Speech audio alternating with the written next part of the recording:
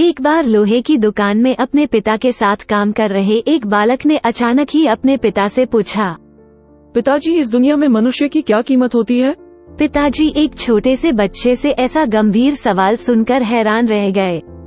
फिर वे बोले, बेटे, एक मनुष्य की कीमत आंकना बहुत मुश्किल है, वो तो अनमोल है। क्या सभी उतने ही कीमती और महत्वपूर्ण हैं? हाँ बेटे।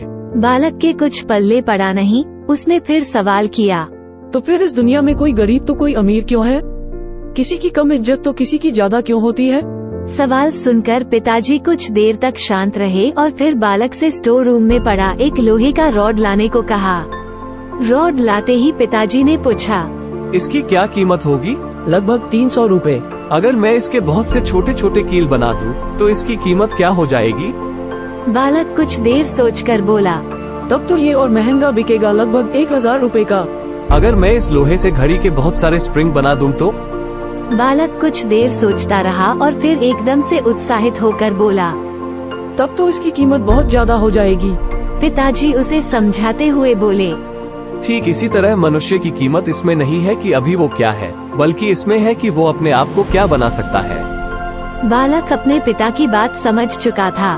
कथन इस विचार पर जोर देता है कि किसी व्यक्ति का मूल्य पूरी तरह से उनकी वर्तमान परिस्थितियों या विशेषताओं से निर्धारित नहीं होता है। इसके बजाय यह व्यक्तिगत विकास और आत्म सुधार की क्षमता के महत्व पर प्रकाश डालता है। ये परिप्रेक्ष्य बताता है कि किसी व्यक्ति का वास्तविक मूल्य समय के साथ विकसित होने, सीखने और स्वयं का एक बेहतर संस्करण बनने की उनकी क्षमता में पाया जाता है।